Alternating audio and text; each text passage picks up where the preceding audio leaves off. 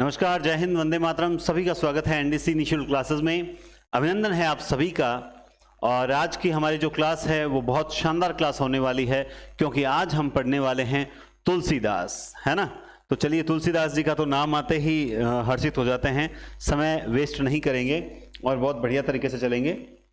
तो आइए दोस्तों, देखते हैं गोस्वामी तुलसीदास। गोस्वामी तुलसीदास जिनका जन्म 1532 से 1623 माना जाता है। अब आप कहोगे सर रामचरितमानस में कुछ और लिखा है, कहीं पर कुछ और लिखा है, सर संवत अलग लिखे हैं। देखिए, मैं ईस्वी में बता रहा हूँ। और तुलसीदास जी के जन्म को लेकर जो 2-3 सन चलते हैं अलग अलग विद्वानों द्वारा, उसमें सर्वमान्य यही माना जाता है। ये जो माना जाता है वो एकदम सर्वमान्य माना जाता है। और ये क्या है कि तुलसीदास जी 3-2-3-2 करते आए थे, 2-3-2-3 करते चले गए। तो ये बहुत अच्छी ट्रिक है कि 3-2-3-2 करते आए थे, 2-3-2-3 करते चले गए। बात आती है इनके जन्म की। बांदापुर जिले के राजापुर गांव में उत्तर प्रदेश तो हुआ था, ये मानते हैं आचार्य रामचंद्र शुक्ल। रामचंद्र शुक्ल कहते हैं कि इनका जन्म हुआ था राजापुर में। कहाँ हुआ था इनका जन्म? राजापुर में हुआ था। न केवल रामचंद्र शुक्ल, बल्कि आप इसमें यूं मान सकते हैं कि शिव सिंह सेंगर।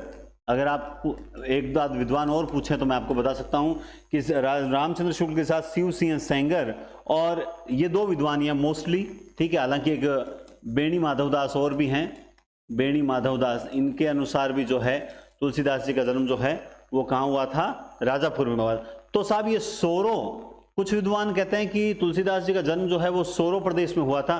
तो ये मानने वाले कौन हैं? तो ये मानने वाले हैं एचपीडी यानी हजारी प्रसाद द्विवेदी और गणपति चंद्र गुप्त। गणपति चंद्र गुप्त, ये दोनों जो 2 बड़े विद्वान हैं। हालांकि मैं एक नाम और बता सकता हूं, राम नरेश त्रिपाठी। राम नरेश त्रिपाठी, ये कुछ विद्वान ऐसे हैं जो मानते हैं कि इनका जो जन्म स्थान है वो क्या है? सोरो है। पालन पोषण मुनिया नामक दासी ने किया था। 5 वर्ष बाद तुलसीदास जी जो नरहरिदास के पास आ गए और प्रारंभिक शिक्षा यहीं मिली थी।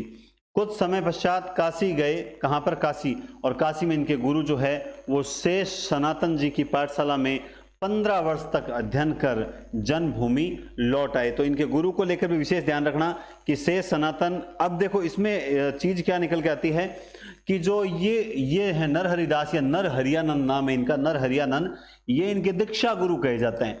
क्या कहे जाते हैं? ये इनके दीक्षा की। भाई दीक्षा किसने दी थी? नरहरिदास ने दी थी, नरहरियानंद। और जो शेष सनातन है ये इनके शिक्षा गुरु कहे जाते हैं। क्या कहे जाते हैं? क्योंकि कई बार हम झगड़ते हैं कि सर ये इनके गुरु नरहरिदास हैं, नरहरियानंद हैं, या फिर सर इनके गुरु जो है वो शेष सनातन है। तो इनमें से आखिर है कौन सा? तो आप इस चीज को माने कि इनके ये दीक्षा गुरु हैं और ये हैं शिक्षा गुरु। अब बात आती है कि सर रामचंद्र शुक्ल जो हैं वो कहते हैं कि नरहरिदास इनके गुरु नहीं थे। वो अपनी पुस्तक में कहीं पर भी नरहरिदास का उल्लेख नहीं करते हैं, मतलब वो उनको नरहरिदास को उनका गुरु नहीं मानते। रामचंद्र शुक्ल के अनुसार इनके गुरु कौन से हैं? से सनातन ही हैं, ठीक है। उसके बाद पूछते हैं कि इनका विवाह किससे हुआ था? तो रत्नावली से हुआ था। आप जानते ही हैं, रत्नावली इनकी पत्नी का नाम था। प्रेम में इतने अनुरक्त थे कि पत्नी के मायके उफान पर आई हुई नदी पार कर गए थे, है ना। और नदी पार कर जाने के बाद में जो इन्होंने कुछ पंक्तियां बोली थी, क्या कि अस्थि चरम मम देहता में ऐसी प्रीति ऐसी होती श्री राम में तो हो गई भगवीति, ऐसा कुछ बोलते हैं ना। क्या गुरु जी थान याद को नहीं? कई बार याद नहीं आती है दूसरी पंक्ति, है ना। लाज न लागत आपको दौरे आयहु साथ, लाज न लागत आपको दौरे आयहु साथ, दिख दिख ऐसे प्रेम को कहां कहूं मैं नाथ, है ना। ये पंक्ति है। पहली पंक्ति जो बोलते हैं वो यही बोलते हैं। दूसरी जो पंक्ति पहले बोली थी, अस्थि चरम मम देहता में ऐसी प्रीति होती तैसी जो श्री राम में होती न भव भीति, इस प्रकार से बोलते हैं। तो तुलसी के बारे में विभिन्न कथन जानते हैं कि तुलसी को किसने क्या क्या कहकर पुकारा है। तो आपके सामने सबसे पहले इंपॉर्टेंट आप देखिए कि भिखारी दास ने जो है वो क्या कहा है। तो भिखारी दास ने जो कहा है वो कहा है कि तुलसी और गंग दुई सुकवियन के सरदार, कि तुलसी और सूरदास अपने गंग जो कवि हैं, कवि गंग कौन से? कवि गंग जो एक आंसू कवि भी कहलाते हैं, और कवि गंग के दोहे जो हैं बहुत प्रसिद्ध हैं। और कवि गंग को हाथी द्वारा जो है कुचलवा कर मार दिया गया था। कवि गंग भस्मी लगावत शंकर के, अहि लोचन बीच पड़ी झड़के, ताहि फुंकार शशि के लागी, अमृत बूंद पड़ी टपके, वन राज उठे गर जाए रहे, तब नंदी सुर भाग गए डर के, कवि गंग कहे सुन शाह अकबर, तब गंवर हंसी मुख यूं करके। गणगौर है आज और बढ़िया दोहा मुझे याद आ गया, तब गंवर हंसी मुख यूं करके। तो ये जो दोहा है, ये जो छंद है, ये जो दोहा नहीं है ये छंद है, तो ये छंद किसका है? कवि गंग का है। तो इन दोनों को सुकवियों का सरदार कहा है। किसने कहा है? ये कहा है भिखारी दास ने इनको सुकवियों का सरदार कहा है। ठीक है, आगे आते हैं। नाभा दास ने इनको कली काल का वाल्मीकि और भक्ति काल का सुमेरु कहा है। अपने जो भक्तमाल ग्रंथ है उसमें इनको भक्ति काल का सुमेरु कहकर भी पुकारा गया है। उसके बाद जब हम पढ़ते हैं महात्मा बुद्ध का, तो महात्मा बुद्ध के बाद ग्रियर्सन का पढ़ते हैं, तो ग्रियर्सन इनको महात्मा बुद्ध के बाद दूसरा बड़ा लोकनायक कहते हैं। वो मानते हैं, एक चीज समझना आप लोग, एक चीज समझना आप लोग कि जो इतने बड़े बड़े विद्वान हैं, भिखारी दास श्रृंगार निर्णय काव्य निर्णय लिखने वाले भिखारी दास हैं। 1725 में इनका जन्म हुआ था भिखारी दास, ठीक है ना। श्रृंगार निर्णय काव्य निर्णय इनके 2 ग्रंथ हैं। नाभा दास भक्तमाल लिखने वाले, 316 छप्पे छंदों में लिखा था भक्तमाल, ठीक है ना। ग्रियर्सन, जॉर्ज अब्राहम ग्रियर्सन, ठीक है, विंसेंट स्मिथ, मधुसूदन सरस्वती, हजारी प्रसाद द्विवेदी, हरिओद, आचार्य रामचंद्र शुक्ल, बच्चन सिंह, रामविलास शर्मा, ये सब विद्वान व्यक्ति हैं। इन विद्वानों ने भी जब तुलसीदास का आदर किया, रामचंद्र शुक्ल को तो आप सभी आदरणीय मानते हैं कि नहीं मानते हैं? रामचंद्र शुक्ल से तो विद्वान मेरे ख्याल से कोई होगा ही नहीं अपने एक इस शताब्दी के बाद में। आप बोलोगे कैसे? मैं बताता हूं। रामचंद्र शुक्ल का एक पिछले 11th क्लास में एक निबंध लगता था मित्रता, अगर आप लोगों ने पढ़ा होगा मित्रता, तो आप देख लीजिए कि मित्रता निबंध जो कितना शानदार लिखा था कि मित्रता करने से पहले हमें किन किन चीजों पर विचार कर लेना चाहिए, है ना। मुझे बहुत अच्छा नहीं। तो ऐसे विद्वान आदमी ने जब तुलसीदास को इतने तवज्जो दी है, तो निश्चित रूप से तुलसीदास जी जो हैं, अब आप कहोगे सर आप काफी दिनों से देख रहे हैं, आप तुलसीदास जी को लेकर बहुत ज्यादा एक्साइटेड हो, क्यों हैं? क्योंकि तुलसीदास जी के प्रति जो भी धारणाएं थी कि इनको जो है इन्होंने मतलब क्या कहते हैं उसे, मतलब जात पात को बढ़ावा दिया, नहीं। तुलसीदास जी के जो संस्कार कहीं ना कहीं जो थे वो वर्ण भेद वाले संस्कार थे, जो मतलब जो अपने जातियों को जो वर्ण भेद में बांटा गया है उसको मानते थे। लेकिन वो भक्ति के मार्ग में जाति और धर्म को, मतलब जाति भेद जो था ना, उसको बिल्कुल नहीं मानते थे तुलसीदास जी। तुलसीदास जी को जो माना गया है कि नारी विरोधी थे, मैं कहता हूं एक उस चौपाई के आधार पर तुलसी को बदनाम करने में लगे रहते हैं लोग, अज्जल गगरी छलकत जाए। इसके अलावा भी कई चौपाइयां हैं, जैसे एक चौपाई में आपको बताता हूं कि मूड तो ही अतिशय अभिमाना, मूड तो ही अतिशय अभिमाना, नारी सिखावन करसी काना। ये पंक्तियां कब की है तुलसीदास जी की जो चौपाई में? जब मतलब बाली के विरुद्ध है। भाई बाली को कहते हैं कि भाई बाली तू तो जो मूर्ख है, मूड तो ही, मूड यानी बाली तू तो मूर्ख है ही, लेकिन तेरी विद्वान विदुषी स्त्री जो है वो तुझे कुछ कह रही है, तो उसका भी सम्मान नहीं कर रहा है। तो यहां पर स्त्री का सम्मान किया गया है। इसके अलावा एक जगह चौपाई आती है कि जननी सम जान ही पर नारी, जननी सम जान ही पर नारी, तिन्ह के मन शुभ सदन तुम्हारे। मतलब पराई स्त्री को अगर मां के समान दर्जा दिया जाए तो उस व्यक्ति, मतलब उससे बढ़कर मतलब लाभ संसार में कुछ है ही नहीं। तो ये जो स्त्री को मां के रूप में देखना, स्त्री को सम्मान देना, स्त्री को विदुषी कहना, सबरी को भामिनी कहना, ये चीजें हमसे छुपाई गई। हमें एक वो पकड़ा दिया गया झुंझुना, ढोल गवार पशु शूद्र रुनारी, है ना, बस वो उसमें भी जो शब्द आया है ताड़ना, आप जानते हैं कि तो ताड़ना जो शब्द है इसका मतलब ये नहीं होता है कि अपने जो मारवाड़ी में कहते हैं कि इसको ताड़ दिया, झाड़ दिया, ठीक है, इसको पीटना, ये नहीं होते हैं। आप जानते हैं कि ये संस्कृत निष्ठ ताड़ना शब्द नहीं है, ये अवधी भाषा का ताड़ना है। अवधी भाषा का ताड़ना का मतलब होता है कि पहले व्यवहार में ज्ञान, उन चीजों के व्यवहार का पता कर लेना चाहिए कि उसका व्यवहार कैसा है। तो हमें ये इस प्रकार, और बताता हूं आपको एक चौपाई मुझे याद आती है कि तुलसी, मतलब वो चौपाई तो नैतिकता को लेकर है, मुझे वो याद आ गई, दोहा है इस तरह कि तुलसी जे कीर्ति चाही। भाई संसार में अक्सर लोग कीर्ति सब चाहते हैं, जैसे मैं भी चाहता हूं, आप लोग भी चाहते हैं कि भाई सम्मान प्राप्त करना, कीर्ति प्राप्त करना। तो हम लोग क्या है कि सम्मान प्राप्त करने के लिए क्या करते हैं कि दूसरों को बुराइयां करके सम्मान प्राप्त करना चाहते हैं। तब तुलसीदास जी ने लिखा है कि तुलसी जे कीर्ति चाही, पर की कीर्ति खोई।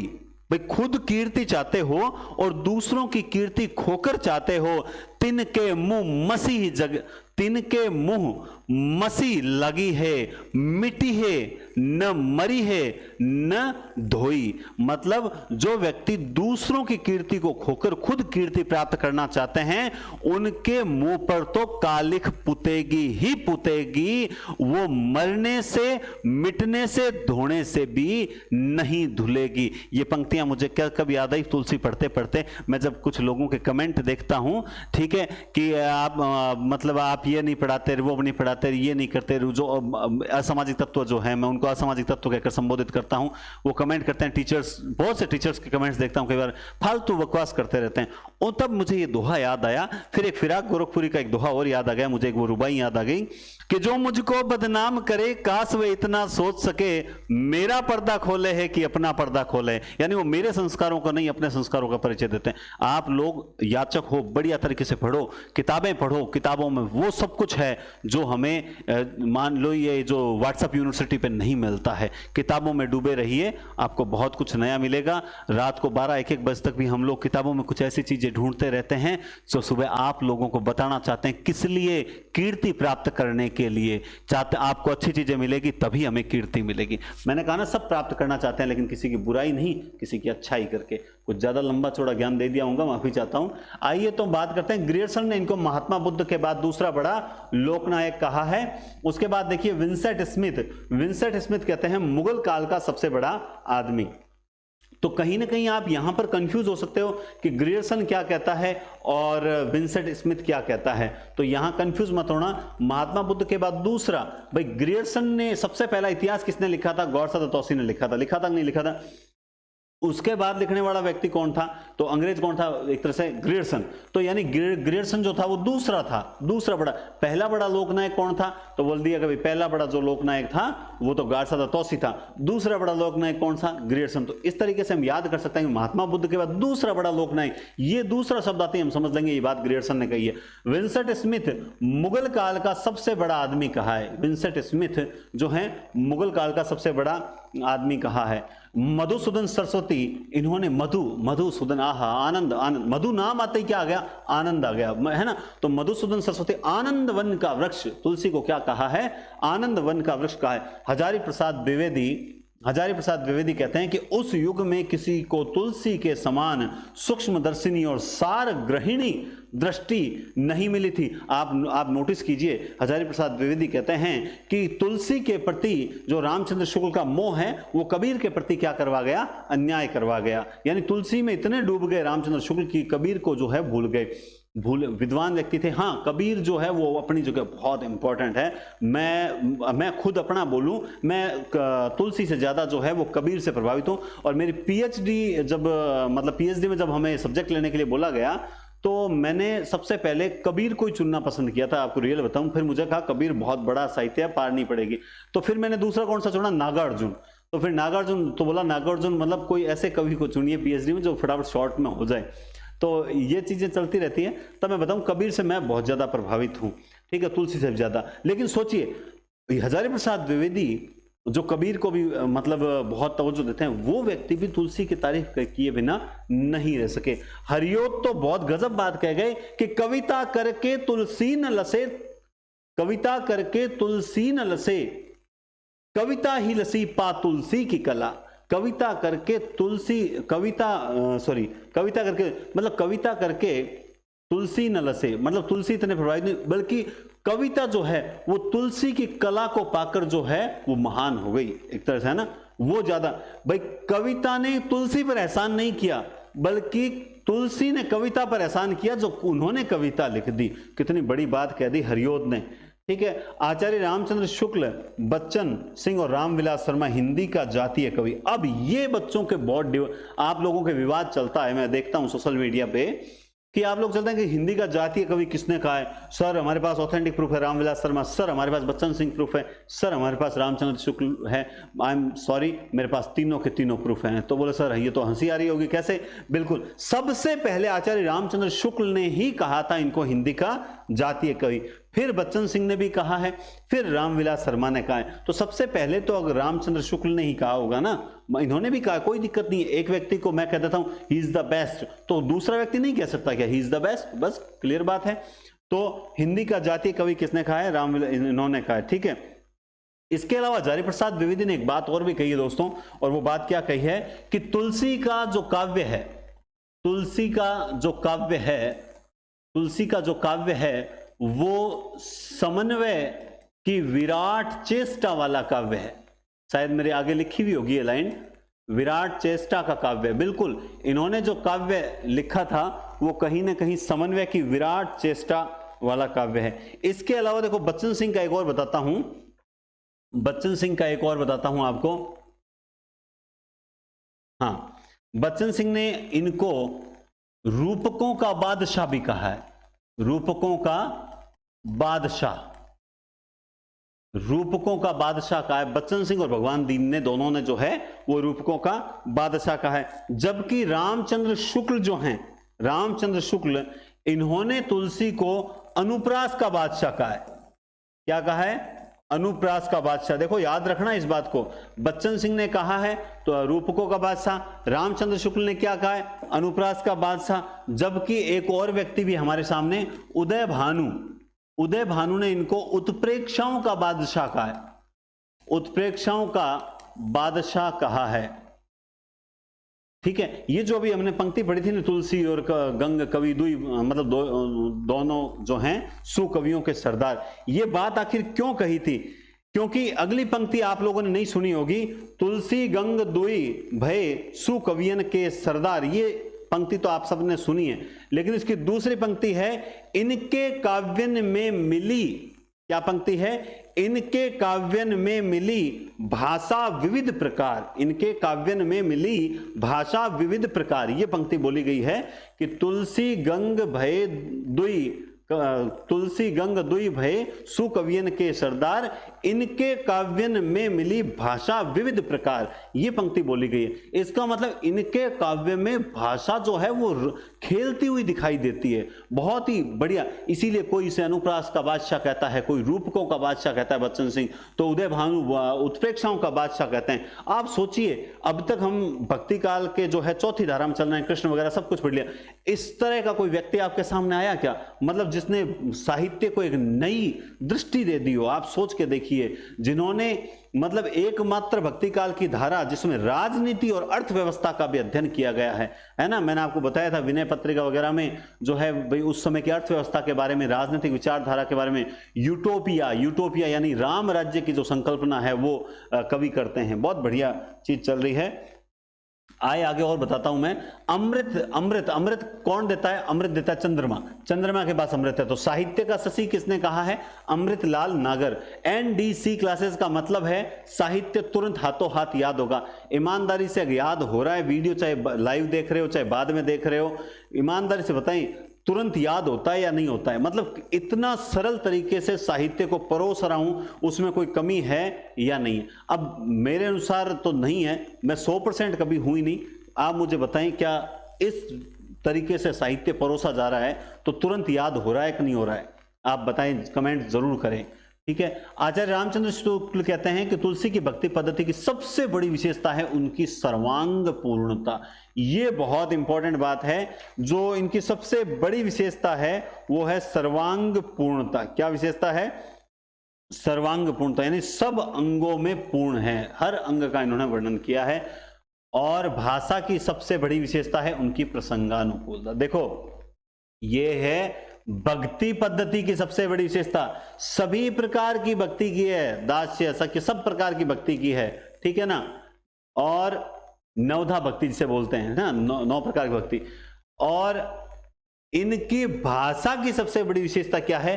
प्रसंग, जैसा प्रसंग आएगा वैसी भाषा होगी। आपने वो देखा होगा जहां लक्ष्मण जी जो हैं वो मूर्छा में होते हैं और राम जो एक साधारण मनुष्य की तरह जो है वो विलाप कर रहे होते हैं, उसी वक्त तब ही आए गए हनुमान, है ना। हनुमान जी एकदम से, मतलब करुण रस चल रहा होता है और एकदम से हनुमान जी जो है वो संजीवनी बूटी लेकर आ जाते हैं। तो एकदम से भाषा जो है वो मतलब हर्षित, भालू, निकर समूह है ना, वो सारे समूह हाथियों सॉरी भालुओं का, वानरों के समूह हर्षित हो जाते हैं, उनमें जोश आ जाता है हनुमान जी को देखकर। तो मानते हो कि नहीं मानते हो? तो प्रसंग के अनुकूल भाषा चेंज होती हुई दिखाई देती है ना। आचार्य रामचंद्र शुक्ल कहते हैं कि भाषा पर ऐसा विस्तृत अधिकार और किसी कवि का न था, न सूर अवधि में लिख सकते थे और न जायसी ब्रज में। देखो बहुत बढ़िया बात कह दी यहां पे। वो कहते हैं कि भाषा पर ऐसा अचूक अधिकार और किसी व्यक्ति का नहीं था, और न तो सूरदास जी अवधि भाषा में लिख सकते थे, नहीं लिख पाए, और न जायसी ब्रज भाषा में लिख पाया, नहीं लिख पाया। लेकिन तुलसी ने अवधि में भी लिख दिया और ब्रज में भी लिख दिया। तो ऐसा भाषा पर अचूक अधिकार और किसी व्यक्ति का नहीं था। आचार्य रामचंद्र शुक्ल आगे कहते हैं कि मार्मिक स्थलों की पहचान करने में तुलसी का कोई सानी नहीं है। जहां जहां मार्मिक स्थल आए हैं वहां वहां तुलसीदास जी ने मतलब ऐसा वर्णन किया है, उसमें 4 प्रकार के घाटों का वर्णन किया है आपने। जैसे मैंने बताया था उसमें वो जीव बताए, प्रवाह जीव, मर्यादा जीव, वैसे ही यहां पर रामचरितमानस में भी 4 प्रकार के घाट का वर्णन किया गया है। सबसे पहले आता है राजघाट। राजघाट जो होता है, राजघाट, ठीक है, राजघाट जो होता है वो विशेष व्यक्तियों के लिए, खैर हमें इतना नहीं पूछा जाएगा, बाई चांस कभी पूछ ले कि रामचरितमानस में कितने प्रकार के घाट जो हैं उनका वर्णन किया है, तो सबसे पहला कौन सा है? राजघाट। उसके बाद है पंचायती घाट, क्या नाम है? पंचायती घाट। और तीसरा है पनघट, पनघाट है, पनघट। और चौथा है गोघाट। राजघाट, पनघट, पंचायती घाट और गोघाट, ये 4 प्रकार के जो घाट हैं वो घाट आपको देखने को मिलते हैं। जो पनघट है वो नारियों के लिए है, राजघाट है वो विशेष प्रकार के जो व्यक्ति हैं उन विशेष लोगों के लिए जो है वो है राजघाट। क्या है? विशेष प्रकार के लोगों के लिए क्या है? राजघाट। और जन साधारण के लिए जो घाट है वो है पंचायती घाट। उन घाटों को क्या कहा गया है? पंचायती घाट। उन घाटों को क्या कहा गया है? पंचायती, है ना। तो जनसाधारण क्या करता है? सिर्फ पंचायती करता है और कुछ नहीं करता है। और जो एकदम दीनहीन व्यक्ति है वो क्या करते हैं? उनके लिए है गोघाट। क्या है? किसके लिए है? गोघाट। तो ये 4 प्रकार घाट है, लेकिन इतना हमें डीपली नहीं पूछा जाएगा, लेकिन आपको बता देता हूं। जैसे वो जीव पूछ लिए थे, मैंने बताया भी था, प्रवाह जीव जो है उसमें हम लोग आते हैं, जनसाधारण आता है। वैसे ही जनसाधारण जो होगा दीनहीन वो जाएगा गोघाट पर, पंचायती पर जनसाधारण जाएगा, और राजघाट विशेष, पनघट स्त्रियों के लिए है। तो 4 प्रकार के घाटों का वर्णन किया गया है। डॉक्टर नगेंद्र क्या कहते हैं कि गोस्वामी की सबसे बड़ी विशेषता है भाव वैविध्य। बिल्कुल, नगेंद्र जैसे रामचंद्र शुक्ल जो है वो कहते हैं कि भक्ति की विशेषता है सर्वांग पूर्णता, सब प्रकार की नवदा भक्ति, सर्व अंग, यानी इस भक्ति के सारे अंग उसमें समाहित होते हैं, तो सर्वांग पूर्णता। वहीं इनकी भाषा की सबसे बड़ी विशेषता क्या है? प्रसंग के अनुकूल भाषा, प्रसंग के अनुकूल भाषा। वैसे डॉक्टर नगेंद्र कहते हैं इनकी जो सबसे बड़ी विशेषता है वो ये है भावों की विविधता। मतलब एकदम से हर प्रकार का भाव देखने को मिलता है, हर प्रकार का रस वहां देखने को मिल जाता है, ये बहुत बड़ी विशेषता है ना। और पूरे तुलसी के काव्य में शांत रस की प्रधानता देखने को मिलती है। हजारी प्रसाद द्विवेदी कहते हैं कि भारत का लोकनायक वही हो सकता है जो समन्वय की विराट चेष्टा रखता हो। अतः तुलसी का संपूर्ण काव्य समन्वय की विराट चेष्टा है, समन्वय की विराट चेष्टा है। तुलसी समन्वयवादी कवि थे। तुलसी क्या थे? समन्वयवादी कवि थे। ठीक है, तो ये देखिए मैंने 2 पेज सिर्फ तुलसी के बारे में विचार, अभी तक तो रचनाएं बाकी पड़ी है और केवल विचारों के बारे में मैंने जो है आपको बता दिया। ठीक है, आगे आइए देखते हैं। अभी तक तो और भी पढ़ा है। पंडित राम गुलाम द्विवेदी तथा आचार्य रामचंद्र शुक्ल ने 12 ग्रंथों का उल्लेख किया है, जिसमें 5 बड़े ग्रंथ हैं। कौन से हैं? गीतावली, दोहावली, कवितावली, विनय पत्रिका और रामचरितमानस। ये हैं जो 5 बड़े ग्रंथ। अब यहाँ पे मैं आपको कुछ बढ़िया चीज बताता हूँ। जैसे अगर आपसे पूछे कि इनके मतलब तुलसी का निम्न में से 4 ग्रंथों के नाम दे दिया आपको, जैसे मैं बताता हूँ, A, B, C और D। ठीक है, एक यहां दे दिया पार्वती मंगल, ठीक है, और एक यहां पर दे दिया, मान लो दे दिया जानकी मंगल। जानकी मंगल है ना यहाँ पर? हाँ है जानकी मंगल, ठीक है, जानकी मंगल, ठीक है।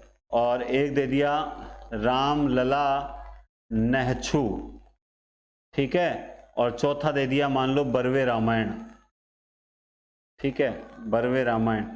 ठीक है, अब पूछ रहे हैं निम्न में से असंगत कौन सा है, तो असंगत कौन सा होगा आप बताओ, देखें कौन सा असंगत बताओगे, तो आप असंगत बताओगे, मैं बताता हूं कौन सा, कोई सा बताओ, लेकिन असंगत ये होगा, इसलिए नहीं कि बरवे छंद में लिखा गया, बल्कि ये तीनों मंगल ग्रंथ कहलाते हैं। क्या कहलाते हैं? मंगल ग्रंथ, क्योंकि ये विवाह से संबंधित है, तीनों के तीनों क्या है, विवाह से संबंधित। अब अगर आपसे पूछ लिया गया कि इनके निम्न में से कौन सा ग्रंथ जो है इनके पंच रत्नों में शामिल नहीं है, पंच रत्नों में शामिल नहीं है, यानी इनके 5 ग्रंथ ऐसे हैं जिनको मिलाकर पंच रत्न कहा जाता है। क्या कहा जाता है? पंच रत्न कहा जाता है। तो इसमें 3 ग्रंथ तो ये है ही, ये 3 प्लस 2 ग्रंथ और कौन कौन से बताता हूं। एक तो है बरवे रामायण, अच्छा वो 4 हो गए, बरवे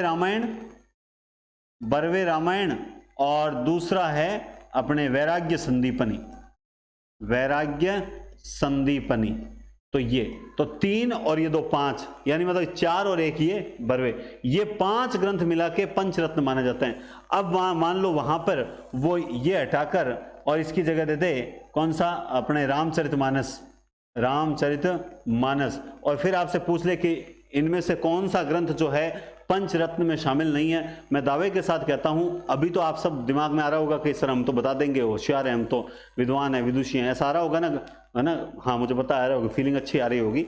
हाँ, लेकिन हकीकत क्या होगी, उस वक्त सोचेंगे नहीं यार रामचरितमानस तो सबसे इंपॉर्टेंट है, ये तो है ही, इनमें से कौन सा होगा, वहां दिमाग उल्टा चलेगा। किसी का चलेगा कि 3 अवधि के हैं, एक कोई ब्रज का होगा, कोई सोचेगा 3 प्रबंध है, एक मुक्तक होगा। इस तरह की अनेक जो है तरह तरह की विभिन्न प्रकार की सोच हमारे दिमाग में आएगी और हम कहीं ना कहीं गलत कर देते हैं। तो याद रखना 5 जो ग्रंथ हैं उसमें 3 तो ये हैं और 2 ये हैं, ये 5 हैं, इनको क्या कहा जाता है, पंचरत्न नाम से संबोधित किया जाता है। क्या कहा जाता है? पंचरत्न। ठीक है, तो आगे चलें। अब आइए सबसे पहले रामचरितमानस की बात करते हैं, इसकी बात करते हैं, सबसे पहले रामचरितमानस की बात करते हैं, क्योंकि रामचरितमानस इनका सबसे इंपॉर्टेंट ग्रंथ है, इसलिए बात करनी भी जरूरी बनती है। तो रामचरितमानस में आप देखिए भाषा जो है इनकी, भाषा कैसी है, एक सेकंड, हाँ कोई विशेष नोट्स में ऐड नहीं है मेरे, ये जो लिखा है मैंने। रामचरितमानस 1574 ईस्वी, भाषा अवधि, शैली चौपाई 2 वर्ष 7 माह 26 दिन।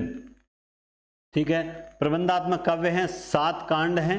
ठीक है, सर्वप्रथम रामचरितमानस जो हैं वो रसखान को सुनाया गया था, और इनमें जो 7 कांड हैं उनकी ट्रिक ये है कि बालक अयोध्या ने अरण्य की सुंदर लंका का उत्तर दिया, ये 7 कांड हैं। एकमात्र किष्किंधा कांड जो है वो काशी में लिखा गया था, आप लोगों को ये पता होगा, बाकी सारे कांड अयोध्या में, एकमात्र जो है वो काशी में लिखा गया था, किष्किंधा कांड। सबसे बड़ी विशेषता है कवि द्वारा कथा के मार्मिक स्थलों की जो पहचान हुई है वो बहुत ही शानदार तरीके से की गई है। और रामचरितमानस जो है रसखान को पहली बार सुनाया था, और समन्वय भावना तो इनकी मैं आपको इतनी बड़ी बताऊं कि रसखान भी एक मुस्लिम था, और साथ में रहीम जो थे वो भी कहीं ना कहीं आप जानते हैं उनके प्रभाव में आकर उन्होंने बरवे रामायण लिखी थी, अभी जानते हैं। रहीम के भी ये बहुत बड़े भक्त थे, मतलब मित्र थे, बहुत अच्छे मित्र थे।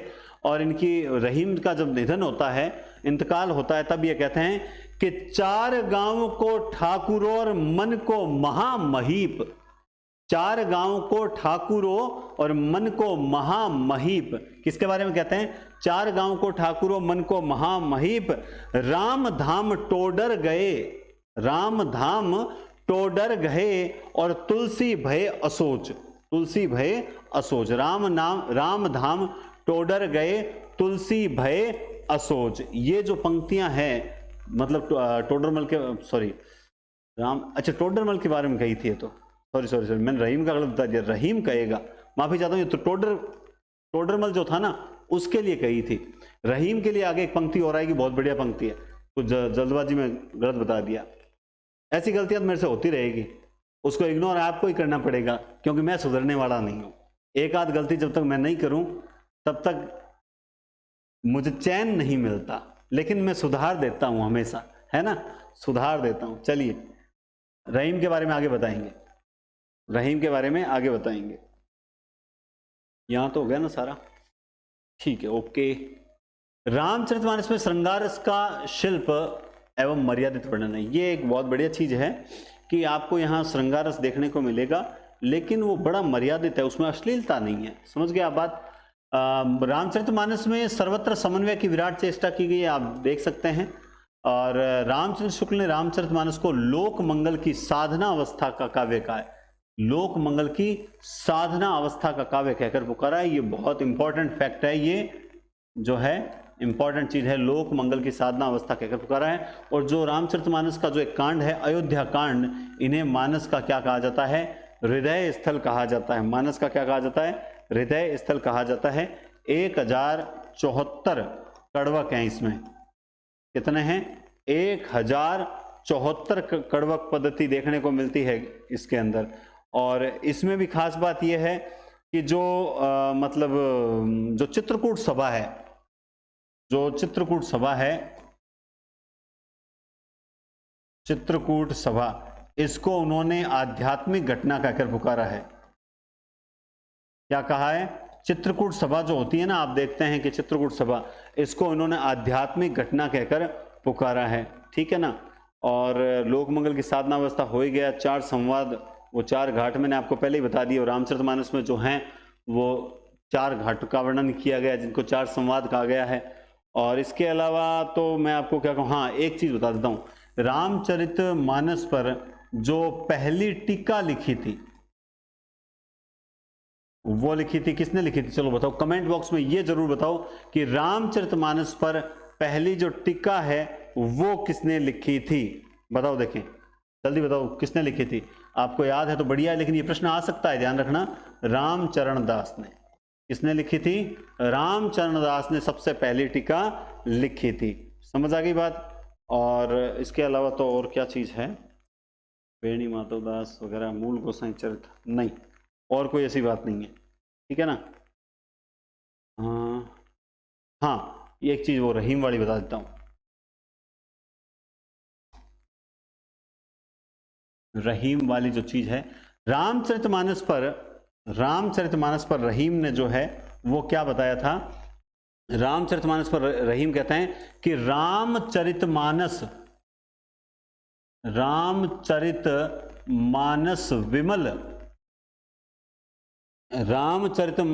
विमल, ध्यान रखना, विमल संतन जीवन प्राण। मतलब आज हम जहां हिंदू मुस्लिम जहां लड़ते रहते हैं आपस में, हम देखते हैं ऐसा लड़ते रहते हैं, एक दूसरे को नीचा दिखाने का प्रयास किया जा रहा है। वहां पर है ना, ये वो नहीं बोलेगा और वो ये नहीं बोलेगा, ये जो विचारधारा चलती है, ये देखना कि रहीम जो कि उस वक्त मुगलिया सल्तनत का एक बहुत मेन स्तंभ था, वो व्यक्ति कह रहा है कि रामचरितमानस विमल संतन जीवन प्राण, संतों के जीवन का प्राण है। और आगे कहता है हिंदुवान को वेद सम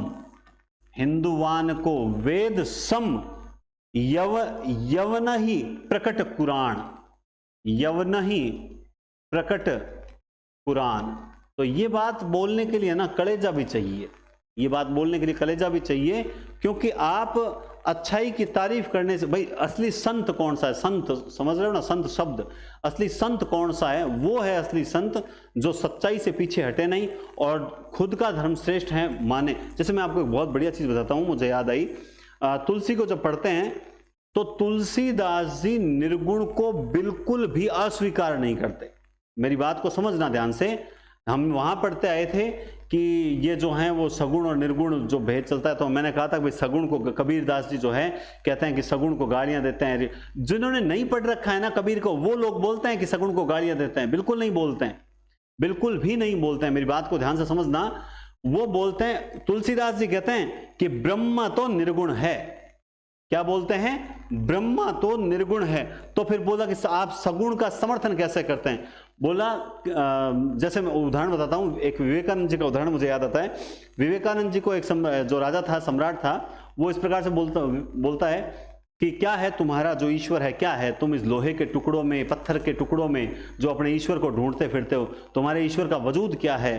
तब विवेकानंद जी जो थे, पास में एक बड़ी सी तस्वीर लगी हुई होती है और वो बड़ी सी तस्वीर लगी हुई देखकर बोलते हैं कि ये तस्वीर किसकी है। तो वो बोलते हैं कि ये मेरे पिताजी की तस्वीर है।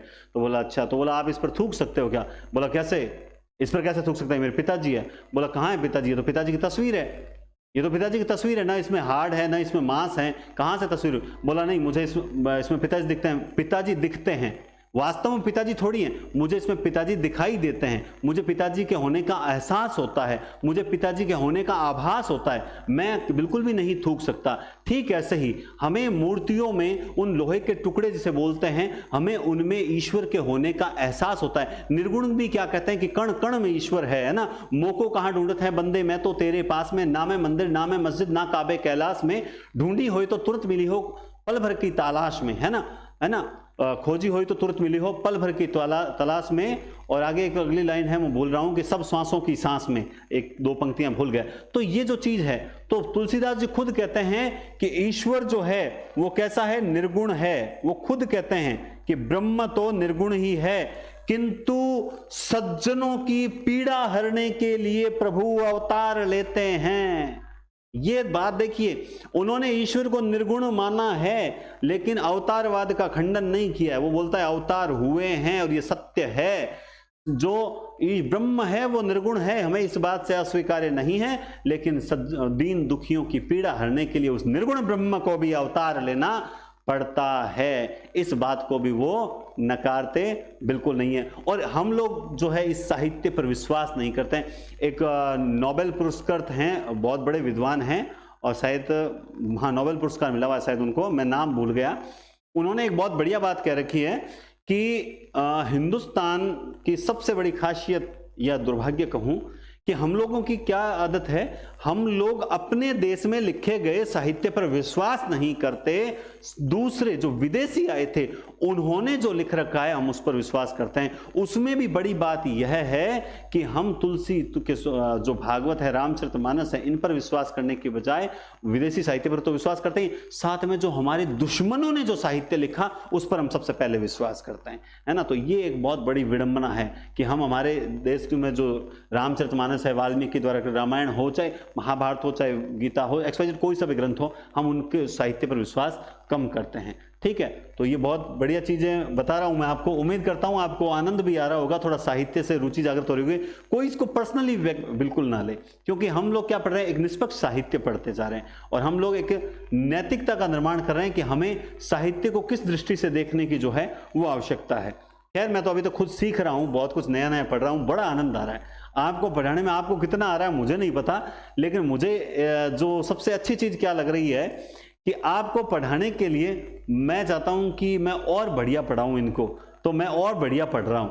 तो इससे मेरा दुगुना क्या फायदा हो रहा है कि मुझे ऐसी चीजें सीखने को मिल रही है जो मैंने आज तक पहले कंपटीशन के टाइम में नहीं पढ़ी थी। यानी मैंने कहा ना, जब मेरा सिलेक्शन हुआ तब मैं सिर्फ कंपटीटर के हिसाब से पढ़ता था, लेकिन आज मैं जो पढ़ रहा हूं वो अपने मतलब कहीं ना कहीं अपने में सुधार लाने के हिसाब से पढ़ता हूं कि जो चीजें हैं, कुछ नैतिकता हम में भी आनी चाहिए, जो कुछ कमियां हैं वो भी सुधरती है और वास्तविक ज्ञान जो है वो भी प्राप्त होता है। चलिए, कई सोच रहे होंगे गुरु जी माने ज्ञानी कौन बनना थे, रहने दो। अरे साहित्य में रुचि उत्पन्न कर रहा हूं। हाँ, तो आइए विनय पत्रिका के बारे में पढ़ते हैं। सन 1582 इसकी भाषा जो है ब्रज है, ये गे शैली में लिखा हुआ है। दोहे 279, कितने दोहे बताए गए हैं विनय पत्रिका में? 279। ठीक है, ये दोहे नहीं है दोस्तों, ये पद है। यहाँ आपने जिन्होंने नोट्स प्रिंट आउट निकाल लिए हैं, मैं आपसे फिर कह रहा हूं, जो test series Hindi point application पर मैंने लॉन्च कर दी है, सेकंड ग्रेड की अलग है, फर्स्ट ग्रेड की स्कूल लेक्चरर की अलग है, नेट सेट की अलग है, और एक तीनों का कमांड कोर्स है। वो कमांड कोर्स इतना ज्यादा फायदेमंद है, वो कोर्स है, वो याद रखना, वो कोर्स है, न कि वो सिर्फ टेस्ट सीरीज है। उसमें आपको बहुत सी एक्स्ट्रा क्लासेस भी मिलेगी, ऐसी अच्छी क्लासेस भी मिलेगी जो फायदेमंद है। पूरा कोर्स यही होगा, लेकिन कुछ आपको ऐसा मिलेगा जो यकीनन बहुत बढ़िया चीजें होगी। इसका मतलब सर आप भेदभाव नहीं पढ़ा, ये क्लासेस भी आपको वहां मिलेगी, वहां व्हाइट बोर्ड की क्लासेस मिलेगी, वो कोई दिक्कत नहीं है। लेकिन कुछ चीजें जैसे नोट्स हैं, एक तो सारा कमांड कोर्स मिल जाएगा, समझ गए। उसमें कुछ एक्स्ट्रा क्या मिलेगा बताता हूं। जैसे असिस्टेंट प्रोफेसर की जो वैकेंसी आ रही है, तो उसमें पाश्चात्य में जैसे हम लोग सिर्फ अरस्तु को पढ़ लेंगे, लॉन्जाइनस को पढ़ लेंगे, सुकरात को पढ़ लेंगे, लेकिन उसमें पाश्चात्य काव्य शास्त्र की और भी जो क्लासेस होंगी वो भी वहां पर मिल जाएगी। समझ रहे हो बात आप? ठीक है, कुछ काव्य शास्त्र अलंकार जैसे हमारे कोर्स में वो तो पढ़ेंगे यहीं पे, लेकिन कुछ एक्स्ट्रा अलंकार है वो भी। एक्स्ट्रा पढ़ने का फायदा क्या होता है?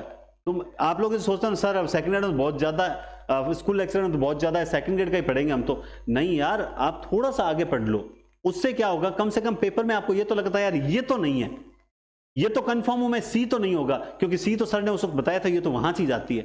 फायदा होता है, नुकसान कुछ नहीं होता पढ़ने के, तो वो बढ़िया चीज है। और जिस दिन अभी तक मैंने स्कूल व्याख्याता और सेकंड ग्रेड के जो टेस्ट सीरीज का शेड्यूल अपलोड नहीं किया है, मैं जिस दिन टेस्ट अपलोड कर दूंगा यानी शेड्यूल अपलोड कर दूंगा, उस दिन उसका मूल्य भी बढ़ जाएगा। अभी वो मूल्य कम है, फिर आप मुझे दोष मत देना कि सर आप इधर तो निःशुल्क बोलते हो, उधर आपने वो चार्ज रखा है। मैं स्पष्ट बोल रहा हूं, वो टेस्ट सीरीज का आपको नाम मात्र लागत चार्ज रख रखे हैं। आप स्कूल व्याख्याता या फिर सेकंड ग्रेड अलग से लेना चाहते हो तो भी वहां पढ़िए।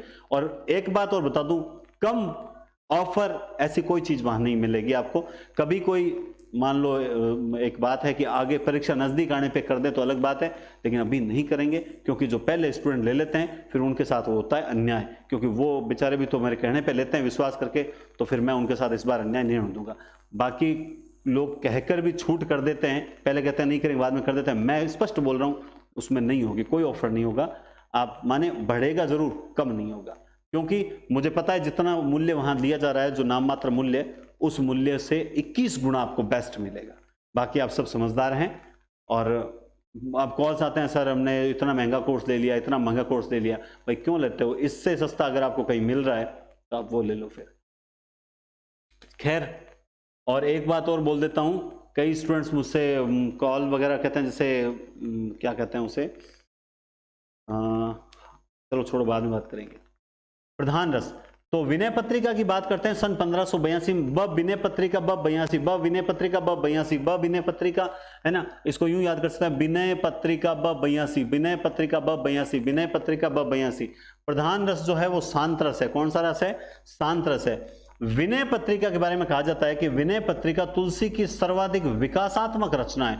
ये बहुत इंपॉर्टेंट फैक्ट है कि विनय पत्रिका तुलसी की सर्वाधिक विकास, सबसे ज्यादा विकसित रचना जो है, विकासात्मक रचना है, वो क्या कही जाती है? विनय पत्रिका कही जाती है। क्योंकि इसमें कहा जाता है 21 रागों में भगवान से जो है वो विनय किया गया है, इसीलिए इसका नाम राम विनयावली भी है। ठीक है, राम को जानना है तो कहते हैं मानस पढ़ो, लेकिन अगर तुलसी को जानना है ना तो आपको विनय पत्रिका पढ़नी पड़ेगी। यह रचना राम के दरबार में कली काल से मुक्ति पाने के लिए लिखी गई थी। हजारों बार ये प्रश्न आते हैं, एकदम कॉमन प्रश्न आते हैं, साधारण से प्रश्न आते हैं, लेकिन हम लोग जो है फिर भी गलत कर देते हैं। अरे राम के दरबार में कली काल से मुक्ति पाने के लिए कौन सी रचना लिखी गई थी?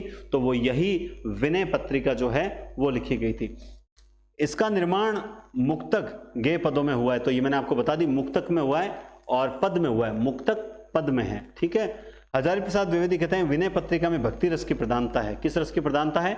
भक्ति रस की। रामकुमार वर्मा कहते हैं विनय पत्रिका में सिर्फ एक ही रस है और वो है शांत रस। तो यहां थोड़ा सा विरोधाभास आ जाता है। रामकुमार वर्मा अलग बात कहते हैं, हजारी प्रसाद द्विवेदी अलग बात कहते हैं, तो दोनों की अलग अलग याद रखना। एचपीडी के अनुसार इसमें भक्ति रस है, जबकि यहां पर जो रामकुमार वर्मा क्या कहते हैं कि इसमें कौन सा रस है? इसमें शांत रस है। ठीक है, लेकिन मैं आपको बताऊं आपको किसको मानना है।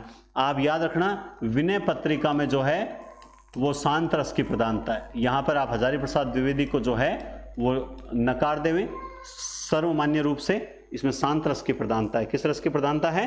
शांत रस की प्रधानता है। उसके बाद आइए गीतावली की ओर चलते हैं। 1571 में गीतावली लिखी। आप सोचेंगे सर हमें क्रम से याद करवा दो, मैं लास्ट में क्रम से भी याद करवा दूंगा।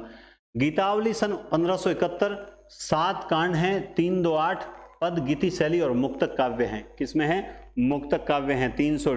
ठीक है, और सबसे बड़ी बात क्या है, इसको पदावली रामायण भी कहा जाता है और ज्यादा इसमें कोई है नहीं। ठीक है, बस ब्रज भाषा में है। यहाँ ये स्पेशल है।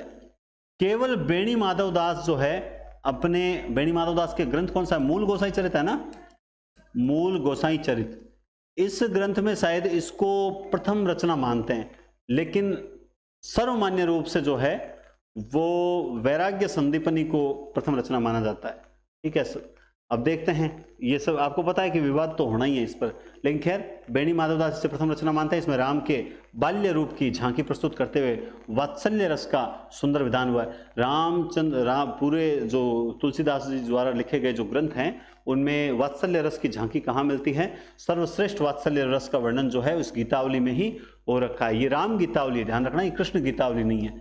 कौन सी है? राम गीतावली है। इस रचना में श्रृंगार रस के भी मधुर चिन्ह अंकित दिखाई देते हैं और कहते हैं कि इस रचना पर कहीं ना कहीं सूरदास जी का प्रभाव था। मैं आपको बताता ही हूँ कि सूरदास जी और तुलसीदास जी में ये ठन गया था कि उसको ज़्यादा प्रसिद्धि मिल रही है, इसको ज़्यादा प्रसिद्धि मिल रही है, तो इस चक्कर में जो है इन्होंने राम गीतावली लिख दी कृष्ण गीतावली के आधार पर। इसमें सीता निर्वासन की कथा और लवकुश प्रसंग सिर्फ इसी में, आपको इस चीज के बारे में पता नहीं होगा और पता है तो बहुत अच्छी बात है। रामचरितमानस के अंदर जो है वो सीता निर्वासन की कथा नहीं है, सीता को त्यागने के बारे में कोई वर्णन नहीं मिलता है। दूसरा, रामचरितमानस में जो सम्मुख वध है उसके बारे में भी कोई उल्लेख नहीं मिलता है, ठीक है ना। लेकिन गीतावली में सीता निर्वासन की कथा भी देखने को मिलती है। तो सीता निर्वासन की जो कथा है वो गीतावली, राम गीतावली में मिलती है। साथ में लवकुश प्रसंग भी सिर्फ इसी में, सिर्फ और किसी में लवकुश प्रसंग नहीं मिलेगा, केवल और केवल इस राम गीतावली में मिलेगा। डॉक्टर राम कुमार वर्मा ने इसे एकांत माधुर्य की रचना कहा है। क्या कहा है? एकांत माधुर्य की रचना कहकर पुकारा है। किसको पुकारा है? राम कुमार वर्मा ने राम गीतावली को एकांत माधुर्य की रचना कहकर पुकारा है। समझ गए आप बात? तो ये क्या हो गई? गीतावली, तीसरी रचना हो गई गीतावली, ठीक है।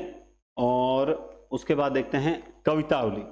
कवितावली जो है वो 1612 की रचना है। आगे मैंने आपको कहा ना, मैं आपको इनका क्रम बता दूंगा।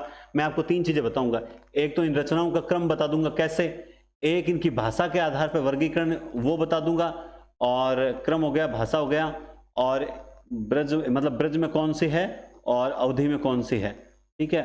और एक इनका जो सीधा क्रम है वो बता दूंगा, ठीक है। दो ही चीज रहेगी। हाँ, तो कवितावली जो है वो ब्रज भाषा में है, 7 कांड है। ये कवित सवैया शैली में है। 325 पद कहे जाते हैं कवितावली में। कितने पद कहे जाते हैं? 325 जो हैं सवैया, 325 जो हैं सवैया हैं। क्या है? सवैया। ये मुक्तक काव्य ग्रंथ है। क्या है? मुक्तक है भाई। पद सवैया आगे, पद आगे, मतलब ये मुक्तक काव्य है। और इसे तुलसी, आप कहोगे सर मतलब पद है या, देखो इसमें पद, ये पद मत समझना, ये क्या है कि लिखने की त्रुटि है।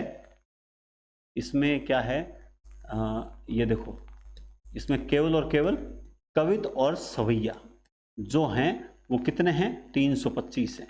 कितने हैं? 325। पद नहीं है। पद वो सूरदास जी जो लिखते थे वो पद है, ठीक है। पद छंद वो अलग है।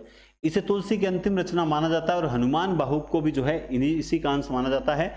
इसमें तुलसी के निजी जीवन एवं तात्कालीन समाज की दशा से संबंधित कवित उत्तरकांड में देखने को मिलती है। वो जो है ना, किसी भी किसान को बनिक भिखारी बाट चाकर चपल नट चोर चार चेट की, एक वो खेती न किसान को भिखारी को न भीख बली, बनिक को बनिज न चाकर को चाकरी, जीविका विहीन लोग सिद्धमान सोच बस कहे एक अंशो कहा जाए काकरी, है ना।